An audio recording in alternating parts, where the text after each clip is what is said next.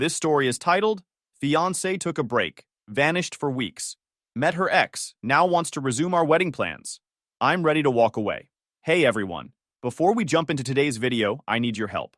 We've noticed the channel is losing some traction, and subscribing is one of the best ways you can support us. It's quick, free, and it helps us keep bringing you awesome content. Your support means the world. Let's keep this channel growing together. Thanks so much. Now let's start the video. Hey everyone, I'm not the kind of guy who usually posts stuff like this, but things have been so weird lately that I need to get it off my chest. Maybe someone out there has been through something similar and can give me some advice, or at least tell me I'm not crazy. So, here's the deal. My fiancée, Lily, 27 female, and I, 29 male, have been together for 3 years. She's smart, funny, and has this way of making you feel like you're the only person in the room. I proposed last year, and we started planning a summer wedding. Everything was going great. At least I thought it was. One day, Lily tells me she's going to her hometown to spend time with her sister. Now Lily's really close with her family, and she hadn't been back in a while, so it didn't seem weird. She packed a bag, gave me a kiss, and told me she'd be back in a couple of weeks. At first, I didn't think much of it. We still texted here and there, and she called me the first night to let me know she got there safely. The next day, though, things started to feel off. She called me in the afternoon. She was like, "Hey, I need to talk to you about something." I went, "Sure, what's up?" That's when she drops this. "I think I need some time to think." I was trying to process, so I asked, "Think about what? Is this about the wedding? Are you feeling stressed? Did I do something?" She doesn't really answer, just says, "I feel like I need some time for myself." I didn't want to push too hard, so I said, "Okay, if you need space, I get it. Just let me know what's going on." She promises we'll talk soon, but the whole thing feels off. The conversation ended on a weird note. I sat there like, what the hell just happened? After that, communication pretty much stopped. I texted her a few times, just normal stuff like, "Hey, how's it going?" Or, "Hope you're having a good day." But she never replied. I tried calling her, but she didn't pick up. She even stopped posting on social media, which was odd because she's usually the type to share everything from her morning coffee to random sunset pics. I reached out to her sister thinking maybe she could shed some light on what was going on. Her sister texted back a short, "Haven't seen her much, sorry," which didn't help at all. It felt like everyone was shutting me out. At this point, I started losing sleep over it. My friends tried to calm me down, saying, "She's probably just taking a breather." But that didn't sit right with me. This wasn't like her. She'd never been the type to just go radio silent, especially not on me. The weirdest part was how sudden it all felt. We were literally in the middle of choosing flower arrangements a week before she left. There were no big arguments, no signs of anything wrong. I kept replaying every conversation we'd had, trying to figure out if I'd missed something. But everything seemed fine, until it wasn't. I tried giving her the benefit of the doubt. Maybe she really did need some time alone. Maybe she was going through something she didn't know how to talk about yet. But as days turned into weeks, my patience wore thin. If something was wrong, why couldn't she just tell me? That's when I started questioning everything. Was she really staying with her sister? What if there was something or someone else going on? I hated thinking like that, but the lack of answers was driving me nuts. I spent so many nights staring at my phone, hoping for a text or a missed call that never came. Every day that passed felt heavier than the last. I tried distracting myself with work, friends, but nothing worked. I felt like my whole world was stuck on pause. After a couple of weeks of silence from Lily, I decided enough was enough. I mean, how much space does one person need? If she wasn't going to tell me what was going on, I was going to find out myself. I packed an overnight bag, fueled up my car, and made the drive to her hometown. It wasn't a quick trip, but I had plenty of time to mentally prepare for whatever awkward or uncomfortable conversation was waiting for me. I kept telling myself, maybe she's just stressed. Maybe it's not that bad. But deep down, I had this sinking feeling that things were about to get weird. When I pulled up to her parents' house, where I assumed she was staying, my heart was racing. I knocked on the door, and for a second, I thought no one was home. Then Lily opened it. The look on her face said it all. She was not expecting me. She stood there for a moment, staring at me like I was a pop quiz she hadn't studied for. Finally, she stepped aside and let me in, mumbling something about how she didn't think I'd come. We sat down in the living room, and everything felt off. It wasn't like the usual comfort I felt with Lily, where we could just sink into the couch and talk about anything. She started with small talk. "How was your drive? Did you hit any traffic? Want something to drink?" Like she was trying too hard to sound normal. I played along at first, answering her questions with short, clipped responses, but my patience was wearing thin. I didn't come all this way to discuss the highway condition. There was this long, awkward pause where neither of us spoke. She blanked out, and when she finally glanced up, I asked, Lily, what's going on? Why haven't you been answering my calls or texts? Her reaction was immediate. I've been trying to figure some things out, she said finally, her voice soft, almost too quiet to hear. Figure what out? I was trying to keep quiet. She hesitated. She wasn't sure how to say what she needed to. The silence stretched on, and I could feel my heartbeat getting louder in my ears. Then she finally said it. I ran into my ex when I got here. It felt like the floor had just shifted beneath me. I stared at her, trying to process what she'd just said. And? I asked, my voice as steady as I could manage, though I already felt the storm brewing inside me. It wasn't planned, she said. I saw him at the grocery store, and we ended up talking. Talking. That word hit me like a slap. It wasn't the fact that she'd seen her ex. That could happen to anyone. It was the way she said it, like it was no big deal. But it clearly was a big deal, or we wouldn't be having this conversation. I leaned forward, trying to keep my composure. Why didn't you tell me about this earlier? I asked. Her eyes darted to the side, avoiding mine. I didn't want to upset you until I knew how I felt. How you felt, I repeated, my voice rising just a bit. We're engaged, Lily. We're planning a wedding. What do you mean, how you felt? That's when she said, I've been spending some time with him, she admitted, her voice barely above a whisper. I needed to see if there were any unresolved feelings. For a moment, I couldn't even speak. My mind was spinning, trying to wrap itself around what she'd just said. Unresolved feelings? We're supposed to be getting married, and you're out here playing emotional hopscotch with your ex? I just needed to know for sure, she said. I didn't want to go into our marriage with any doubts. I felt my chest tighten, my hands clenching into fists. So you've been ignoring me this whole time because of him? I couldn't stay quiet. Why didn't you tell me sooner? Why didn't you talk to me about this instead of shutting me out? She started to respond, but I wasn't done. What does this mean for us, Lily? Are you still trying to figure it out? Because I'm not going to sit around waiting for you to decide if I'm plan A or plan B. Her face crumpled, and for a split second, I thought she might cry. But instead, she said, I didn't want to hurt you. I needed time to sort my emotions. Do you even hear yourself right now? I shot back. Leaving me in the dark for weeks was a hell of a lot worse than just being honest from the start. The conversation went in circles after that. Every time I tried to get a straight answer, she dodged it, giving me vague excuses about needing clarity and not wanting to make a mistake. I could feel my energy draining with every passing minute. By the end of it, I was done. Completely, utterly done. I stood up, looked at her one last time, and said, I need some time to think. Exactly like what she said, and the way she said it. Her eyes widened like she didn't expect me to say that, but I didn't wait for a response. I grabbed my keys and walked out. The drive back home after that conversation was one of the longest and most surreal trips of my life. I wasn't angry, at least not in the yelling and breaking stuff kind of way, but I was hurt, really hurt. I kept replaying everything Lily said, trying to make sense of it. Unresolved feelings? What did that even mean? Why couldn't she just talk to me about it, instead of shutting me out and ghosting me for weeks? The next few days were a blur. I went to work, but I wasn't really there, you know? My coworkers asked if I was okay, and I gave the usual, yeah, just tired, excuse. My friends checked in too, but I didn't have the energy to explain the whole mess. Eventually, I told a couple of close friends what happened. Their reactions were a mix of shock and outrage. My buddy Mark said, Dude, that's messed up. She should have told you the second this guy showed up. My other friend Jenna was more blunt. If she's entertaining her ex while engaged to you, she doesn't deserve you. Hearing it from other people made me realize just how bad the situation was. But it also made me feel like an idiot. How did I not see this coming? Were there signs I missed? The thing that hurt the most was how blindsided I felt. We'd been planning our future together, choosing wedding venues, talking about where we wanted to live, even discussing names for future kids. And now all of that felt like a lie. I started going through our text messages, looking for anything that might explain her behavior. Nothing stood out. Our conversations had been normal, happy even, right up until she left for her hometown. It was like she flipped a switch the moment she saw her effing ex. One night, I decided to message her sister. I wasn't trying to drag her into the middle of things, but I needed some clarity. Her response was short and vague. I think Lily's just going through some stuff.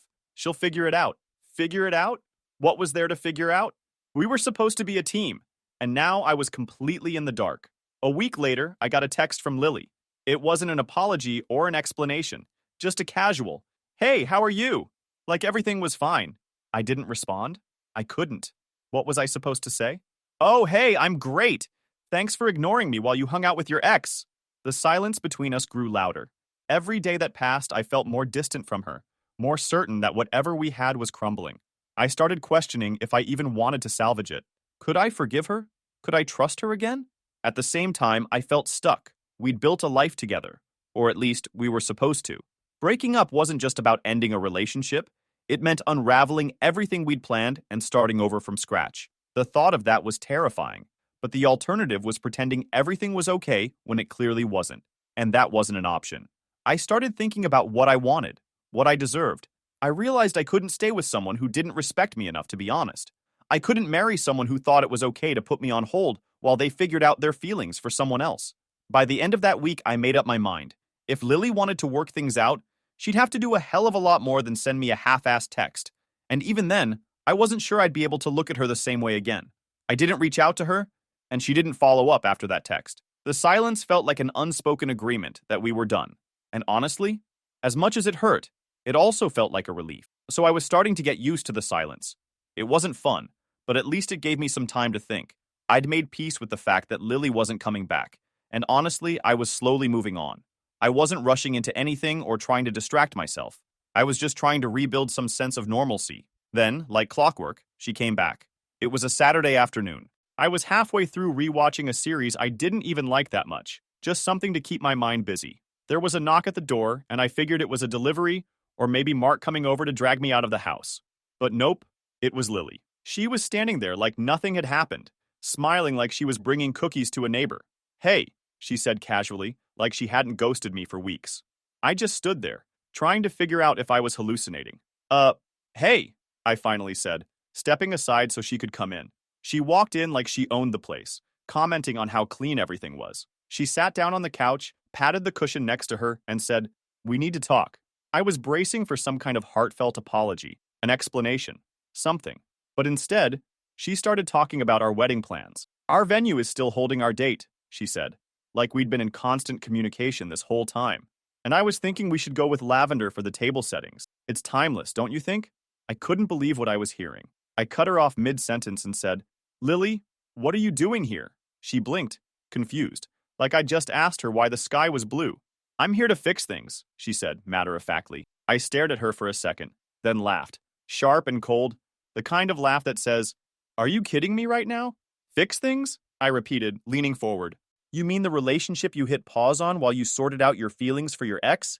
That relationship?" Her face went pale for a moment. "That's over. I realized I don't have feelings for him anymore. It's you I want to be with." I stood up, pacing a little because sitting still felt impossible. "And you expect me to just believe that? To what? Take you back with open arms like none of this happened? Do you even hear how insane that sounds?" She blinked, clearly not expecting the anger in my voice. "I needed time. I didn't want to hurt you. You didn't want to hurt me. Lily, you ghosted me for weeks. You didn't think to tell me anything, not one damn thing, until I had to drive to your hometown to find out. And now you're standing here, acting like it's no big deal? It's not like that," she shot back. I was confused. I didn't know what I was feeling, and I didn't want to make things worse. Make things worse? I cut her off again, throwing my hands up. "You made things worse by disappearing on me. You left me hanging, wondering what the hell happened while you were off rekindling whatever with your ex. Do you even realize what that did to me?" She opened her mouth to respond, but I didn't give her the chance. "No, you don't," I said firmly, "because if you did, you wouldn't be here right now, expecting me to just forget everything and pick up where we left off." She looked more hurt now, but I wasn't backing down. Not this time. "I made a mistake," she said quietly, trying to play the victim. "I know I messed up, but I'm here now, and I want to make this right. I'll do whatever it takes." "Whatever it takes," I repeated, laughing bitterly. "You say that like it's supposed to mean something. But the truth is, Lily, I don't trust you anymore. How am I supposed to believe you won't pull this again the next time you get confused or need to sort out your emotions?" She looked down at her hands, fiddling with her engagement ring. My ring. I felt a flash of anger seeing it still on her finger, like she had any right to wear it after everything. "Take it off," I said abruptly. She looked up, startled. "What?" "The ring," I said, pointing to her hand. "Take it off. You don't get to keep it. Not after this." Her eyes widened, and for a moment, she looked like she might argue. But then, slowly, she slid the ring off her finger and placed it on the table between us. She stood there for a moment, looking at me like she was expecting me to change my mind. to say something that would make everything okay. But I didn't. I just stared back, my face set, my decision final. Is this really it? She asked. You're just done? Yes, I said, my voice steady. I'm done.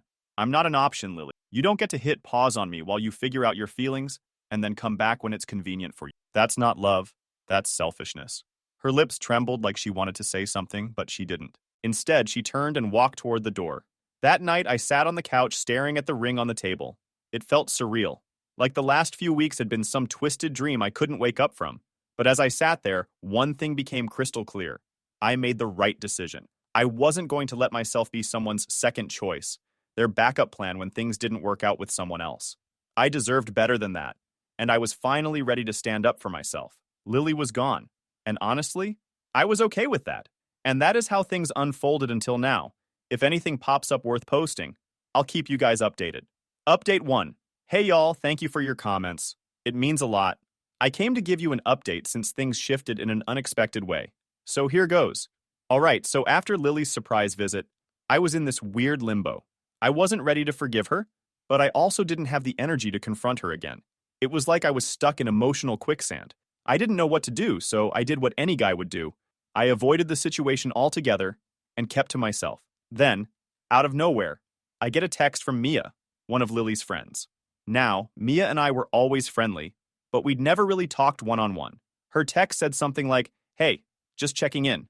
I heard about the break and wanted to see how you're holding up." At first, I wasn't sure how to respond. Was this some kind of setup? But after staring at the message for an embarrassing amount of time, I decided to just reply with, "Hey, thanks for reaching out. I'm doing okay, I guess." Mia was surprisingly easy to talk to. She said she'd been in a similar situation before and knew how much it sucked. We ended up texting back and forth for a while, and honestly, it was nice to have someone to vent to. She wasn't pushy or judgmental, just a good listener. A couple of days later, Mia texted me again. This time, she suggested we meet up for coffee. I wasn't really in the mood to go out, but she was persistent. "Come on, it'll be good for you to get out of the house," she said. And before I knew it, I found myself agreeing. When we met up, it felt normal. Not romantic, not flirty, just two people talking. She asked about work, hobbies, even my old college stories. For the first time in weeks, I felt like someone actually cared about me. Not about the drama or the wedding or any of that, just me. But then she hit me with, you deserve someone who appreciates you, someone who doesn't take you for granted. I didn't know how to respond to that, so I just said, yeah, I guess. The thing is, I wasn't interested in Mia like that. She was nice and all, but I was still dealing with the mess Lily left behind. I wasn't ready to jump into anything, and I didn't want to give her the wrong idea. But Mia didn't let up. She started texting me more often, sending memes, asking if I wanted to hang out again. She wasn't overbearing, but it was clear she was trying to make something happen. I kept my responses polite but distant, hoping she'd get the hint. Then one evening, Mia asked if I wanted to grab dinner. I tried to politely decline, but she wouldn't take no for an answer. "It's just dinner," she said. "Don't overthink it." So I went. And let me tell you, it was awkward. She dressed up like it was a date, while I showed up in a hoodie and jeans. The conversation was fine, but there was this underlying tension I couldn't ignore. It was like she was testing the waters, seeing how far she could push things. When I got home, I told myself that was it. No more hanging out with Mia, at least not one-on-one. I didn't want to lead her on, and I definitely didn't want to make things more complicated than they already were. But then somehow, Lily found out. I don't know if Mia told her, if one of their mutual friends couldn't keep their mouth shut, or if Lily just has some sixth sense for sticking her nose where it doesn't belong. Either way, the next day, there she was, banging on my door like the place was on fire. Then Lily showed up at my door. No text, no warning, just pounding on the door like it was an emergency. I opened it, and there she was, all fired up and ready to go. "What the hell are you doing?" she demanded, storming past me into the living room. I shut the door, already over it. "Nice to see you too, Lily. What do you want?" She spun around, glaring. "You've been hanging out with Mia? My friend?" I crossed my arms, keeping my tone calm but firm. "I'm sorry, but what exactly makes you think you get to ask me about anything I'm doing? What makes me think, are you kidding me? She's my friend. This is humiliating." I let out a short laugh, shaking my head. "Humiliating? Lily, we're done. You don't get to show up here and play the victim. You made your choice when you walked away. So whatever I do now isn't your business." Her face twisted like she couldn't believe what she was hearing. "So that's it? You're just moving on?" I shrugged. "What did you think was going to happen? That I just sit here waiting for you to decide if I'm good enough? I came back because I realized I still love you, she shouted. Too late, I said bluntly. Honestly, Lily, maybe you should go back to your ex. Seems like you're good at circling back to old options. Her face turned red in an instant, her jaw tightening like she was trying to hold herself together. Are you serious right now? She hissed. Yeah, I'm serious, I shot back. You clearly didn't think twice about running to him before. Why stop now? Might as well make it easier for everyone. She practically exploded. You don't get to stand there and act like you're better than me. If you think I'm just going to let this slide, you're wrong. I told her, let what slide? That I'm over it? That I'm over you? Not my problem anymore, Lily. She glared at me. You'll regret this, she said, her tone sharp enough to cut glass. Don't think I won't make you regret this. I just opened the door wide and gestured to it. Go ahead, Lily. Make whatever threats you want, but you're not my problem anymore. She stared at me for a moment, then stormed out. I locked the door behind her, shook my head, and finally let out a breath. Whatever her next move was, I don't care. I'm done. And that isn't going to change. Final update. All right, guys, I came with a final update just to let you know how everything is unfolding. So, after Lily stormed out, the silence felt different this time. Not heavy, not tense, just peaceful. For the first time, I didn't feel like I had to justify myself to her or anyone else. It was over, and I was fine with that. A couple of days later, Mia texted me, asking if I wanted to grab lunch. I hesitated. Mia had been a good listener when everything with Lily fell apart, but I was starting to feel like she might see this as more than it was.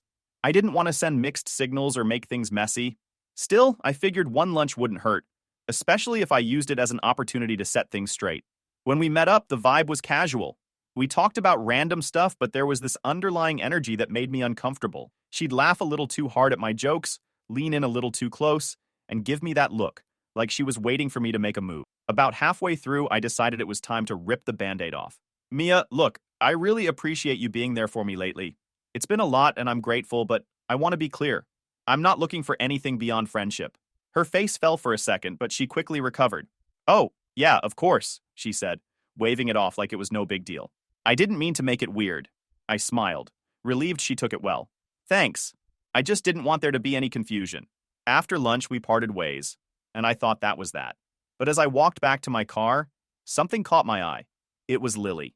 She was standing half a block away, leaning against a streetlight, pretending to scroll on her phone. I'd know her posture anywhere. She wasn't just randomly there, she was watching. I froze for a second, debating whether to say something. But what was the point? She'd deny it, and it would just escalate into another argument. Instead, I got into my car and drove off, pretending I hadn't seen her. Over the next week, I started noticing her more often. She wasn't obvious about it, but she wasn't exactly subtle either. Her car would be parked down the street from my place when I came home from work, or I'd catch glimpses of her at the grocery store, ducking into another aisle when she thought I noticed. It was bizarre. She wasn't reaching out or making a scene, just lingering, like she was waiting for me to do something. One evening, I went out to grab takeout. As I was pulling into the restaurant parking lot, I saw her car again, parked just far enough away to not seem suspicious, if I didn't already know better. I didn't confront her.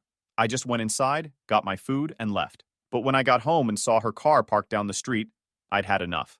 I didn't go to her, though. Instead, I walked straight into my house, locked the door, and pulled out my phone.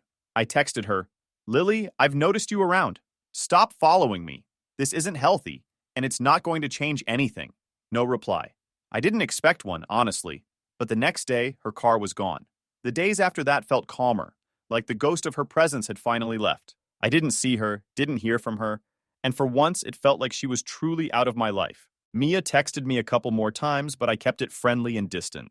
I wasn't about to let another situation spiral. Right now, I needed to focus on myself, on putting all the chaos behind me. Lily might still be out there, watching or waiting, but I wasn't going to let her control even a second more of my life. I was done. And this time, it was for good.